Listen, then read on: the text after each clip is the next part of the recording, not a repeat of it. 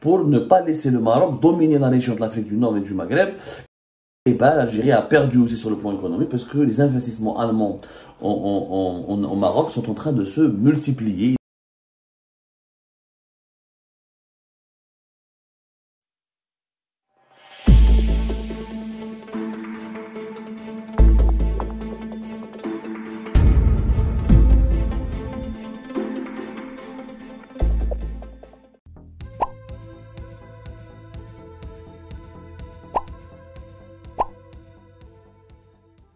Politique. Moi, d'ailleurs, je ne sais pas si vous vous rappelez, je suis en train de chercher des déclarations de l'ambassade d'Allemagne. L'ambassade d'Allemagne avait fait des déclarations importantes au niveau de l'ONU. Voilà, je retrouve. Il faut être juste, il faut être impartial, il faut avoir à l'esprit l'intérêt légitime de toutes les parties, il faut agir dans le cadre du droit international. C'est ce qu'avait déclaré l'ambassadeur allemand à l'ONU, Christoph Heuchsen, le 24 décembre 2020.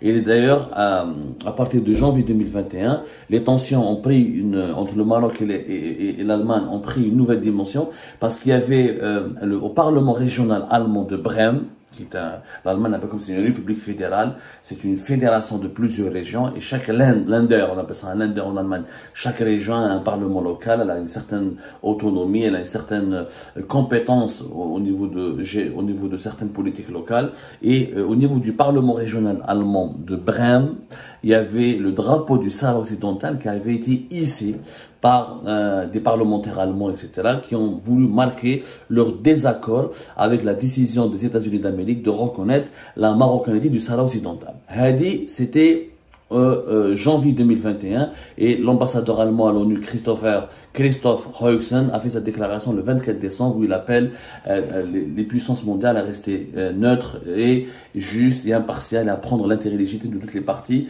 à savoir à ne pas négliger les revendications du Front pour les Alliés qui est soutenu par l'Algérie. Jusque-là, l'Allemagne a arrangé les intérêts de l'Algérie qui voulait contrecarrer le lobbying du Maroc pour obtenir la reconnaissance officielle du Sahara occidental. Donc jusque-là, l'Allemagne était plus ou moins du côté, dans le camp algérien. Zid, en plus, je ne sais pas si vous vous rappelez, Yajma'a, en 2021, en juillet 2021, un rapport fait par un institut allemand qui est sorti en 2020 avait fait un grand scandale au Maroc. Et c'est un rapport qui était très intéressant. Il y avait un think tank allemand qui s'appelait qui s'appelle toujours en fait, l'Institut allemand des affaires internationales et de sécurité. Le SWP, en allemand le W se prononce V, le SVP. L'Institut allemand des affaires internationales et de sécurité. Et en fin 2020, il a fait un rapport qui est toujours disponible sur son site internet. Le rapport avait été diffusé le 19 novembre 2020. Et dans ce rapport, des spécialistes allemands de ce think tank très puissant en Allemagne, très influent parce qu'il est régulièrement consulté par le Parlement allemand et par des départements ministériels du gouvernement allemand, avaient demandé à ce que l'Allemagne demande ou la fasse pression ou la œuvre au sein des pays de l'Union européenne pour limiter les ambitions hégémoniques du Maroc en Afrique en aidant davantage l'Algérie et la Tunisie.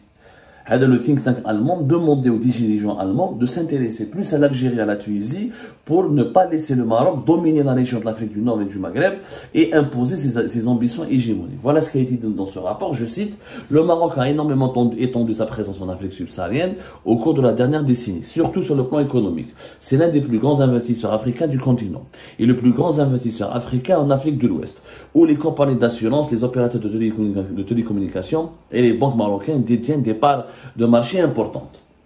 Le document donc, il dit aussi il faut absolument que des investissements européens, que une politique de l'Union européenne, notamment de l'Allemagne, s'intéresse à la Tunisie et au Maroc, pour que la Tunisie et l'Algérie plutôt rattrapent leur retard économique par rapport au Maroc et ne se laissent pas dominer par l'influence économique marocaine. Et comme ça, il n'est pas dans l'intérêt de l'Union européenne et de l'Allemagne est-ce que le Maroc domine trop la région de l'Afrique du Nord. Et il voulait vraiment s'impliquer aux côtés de l'Algérie et de la Tunisie, notamment aux côtés de l'Algérie. Jusque-là, l'Algérie était gagnante. Et les autorités algériennes, d'ailleurs, Abdelmajid Tebboune s'est soigné en Allemagne. L'Allemagne a accepté de le soigner. Il faut rappeler qu'entre fin septembre 2020 Et fin février 2021, Abdelmajid Tebboune a été admis, s'est soigné en Allemagne, il a été pris en charge par les médecins allemands, il a été sauvé par la technologie médicale allemande. Et ce sont les médecins allemands qui l'ont permis de dépasser, de surmonter les formes les plus graves de l'infection à la Covid-19, aux formes les plus graves, voilà, de l'infection aux formes les plus graves de l'infection Covid-19.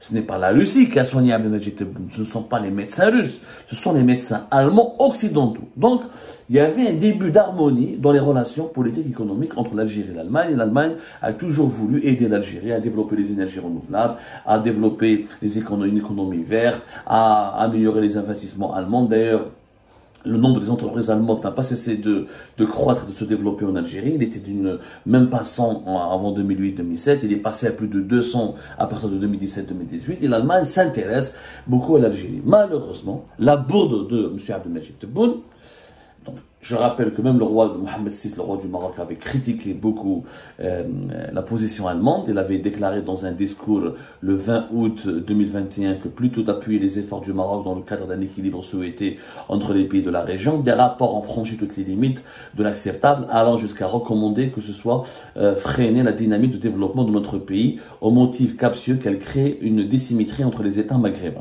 Donc c'est Mohamed VI qui avait prononcé cette phrase pour dénoncer le rapport fait, proposé aux dirigeants allemands de s'intéresser davantage à l'Algérie et à la Tunisie pour ne pas laisser le Maroc dominer outrageusement la région. D'ailleurs, ce rapport a été écrit par Isabelle Winterfels, qui est une chercheuse qui s'intéresse beaucoup à l'Algérie et qui a beaucoup d'affinités avec l'Algérie. Et au Maroc, elle a été énormément critiquée. Malheureusement, le régime algérien n'a pas su tirer.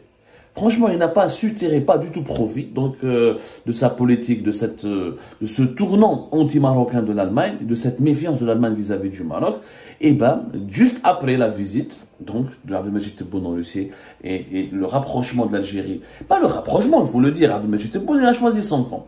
Ce qu'il a dit comme déclaration, les propos qu'il a tenus vis-à-vis de Vladimir Poutine à Moscou et à Saint-Pétersbourg indiquent clairement qu'il a choisi le camp de la Russie. D'ailleurs, je n'ai pas compris pourquoi il n'est pas parti se soigner en Russie à l'époque. Même les dirigeants algériens, ils ont tous leurs intérêts en Occident, mais quand il y a un problème avec l'Occident, ils choisissent l'ennemi de l'Occident. Il fallait dès le départ miser uniquement sur la Russie, sur Poutine, et ne pas se traiter quoi que ce soit avec les Occidentaux. Donc du coup, l'Allemagne, qui était anti-Maroc, qui avait une posture, pas anti-Maroc, il y avait une certaine diplomatie dans la région, plus favorable à l'Algérie et à la Tunisie. Elle a révisé ses méthodes, elle a révisé sa feuille de route, et elle a décidé donc de s'éloigner de l'Algérie pour se rapprocher du Maroc, en lançant donc ce fameux dialogue stratégique entre les deux pays qui se tiendra chaque 2 ans. C'est un dialogue stratégique multidimensionnel et c'est un cadre de coopération hyper important. Et sur le plan économique, l'Algérie qui n'a pas su profiter de la brouille diplomatique entre 2021 et 2022 entre le Maroc et l'Allemagne, et ben l'Algérie a perdu aussi sur le plan économique parce que les investissements allemands au Maroc sont en train de se multiplier, de se renforcer. Les échanges économiques entre les deux pays ont atteint 4,9 milliards d'euros en 2022, alors que les échanges économiques entre l'Allemagne et l'Algérie sont à même pas de 3 milliards d'euros. L'Allemagne fait plus de commerce avec le Maroc qu'avec l'Algérie. Au niveau des investissements allemands, le Maroc a dépassé l'Algérie.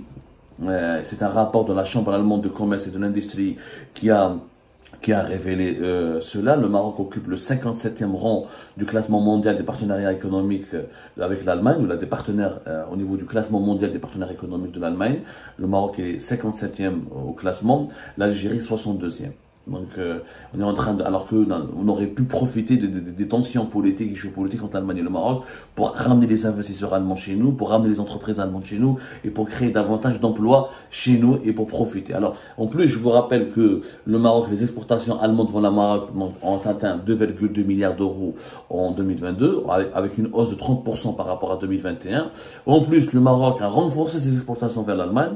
Les exportations marocaines vers l'Allemagne ont augmenté de 30% par rapport rapport à 2021 et le Maroc a pu exporter 2,1 milliards d'euros vers l'Allemagne. Donc nous sommes en train d'assister à une alliance stratégique qui est en train de naître sous nos yeux entre l'Allemagne et le Maroc. L'Allemagne, première puissance économique européenne, pays le plus important du pays de l'Union européenne, et parmi les 5 pays les plus riches du monde, et parmi les 3 ou 4 pays les plus grands pays exportateurs, et parmi les pays qui investissent le plus à l'étranger. Je me rappelle qu'au niveau des origines des investissements directs étrangers, les États-Unis d'Amérique, l'Allemagne, la Grande-Bretagne, la France, le Canada occupent toujours, avec la Chine, occupent toujours les 7 premiers rangs, alors que la Russie investit faiblement à l'étranger par rapport à l'Allemagne qui investit plus entre 150, 180 et 200 milliards de dollars par an dans plusieurs pays à travers le monde. Donc le Maroc profite de la bourde diplomatique de Tebboune, alors que le régime algérien de Tebboune n'a jamais su profiter des problèmes diplomatiques et des tensions politiques qui avaient opposé le Maroc à l'Allemagne. Maintenant, le Maroc et l'Allemagne se sont réconciliés au détriment de l'Algérie. Et je pense que l'idée de ne pas appuyer avec l'idée, l'Allemagne qui voulait pas favoriser le Maroc au détriment de l'Algérie, eh ben, c'est malheureusement une vieille idée qui est en train de disparaître parce qu'Abdelmadjid Tebboune a fortement exaspéré l'Allemagne et les pays de l'Union européenne. Maintenant, l'Europe se méfie énormément de l'Algérie parce que clairement l'Algérie est considérée comme un satellite russe. Et le Maroc va beaucoup profiter, puisqu'il va attirer de nouveaux investissements, il va améliorer ses relations politiques, et les pays de l'Union européenne